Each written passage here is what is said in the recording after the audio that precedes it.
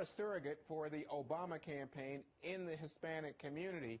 There's a new poll out that indicates now it's about 60% of Hispanics who support the president against the Republican nominee, Mitt Romney. That's down from about 70% just a few weeks ago.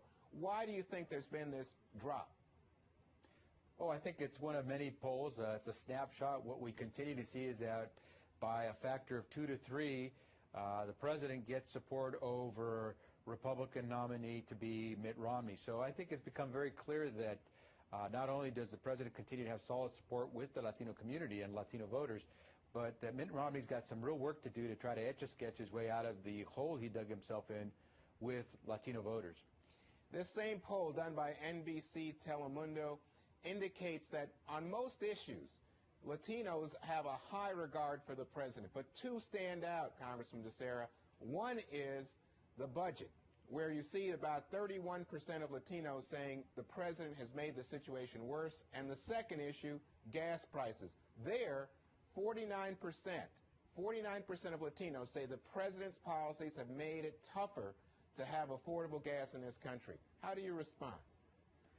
I think the respondents in that poll are responding the way you think most Americans would respond. The federal government, our leaders in Washington, D.C. have to do everything possible to make it possible for our families to not only move ahead, but to have a chance to leave something more for their kids. And so they're reacting to what they think is a situation which is not tolerable. We need to lower the prices of gas. We need to get people back to work. And the president's trying to do that. And I think what you're seeing in these polls is the public is saying, Congress, White House, every one of you, get to work. Now, it's tough to believe the president will have a partner in getting to work when right now House Republicans are telling us that for the next 6 months, the remainder of the year, the House of Representatives will be working for a total of 55 days. Right. I mean, you mean they're not doing anything. They're not working on the situation. This opens the door for the president to run against Congress. Will that work in the Latino community? Well, it's not so much the president running against the Congress. It's the president telling the American people, including the Latino population, that you've got a Congress that's been unwilling to work, and not just unwilling to work, but unwilling to work with the president. A Congress that's saying that for the next 6 months it's going to work for 55 more days total.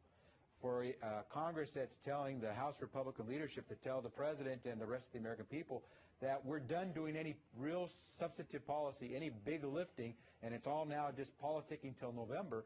It's a sign that the president's desire and his push with the Congress to say, I'm going to give you a short list of things to do.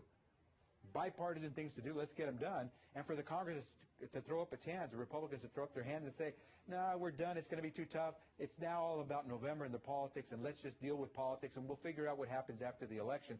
That means that there are a whole bunch of folks who have to wait until Republicans in the Congress are ready to work with the president to see if they can get back to work, keep their homes, and also help to lower the gas prices.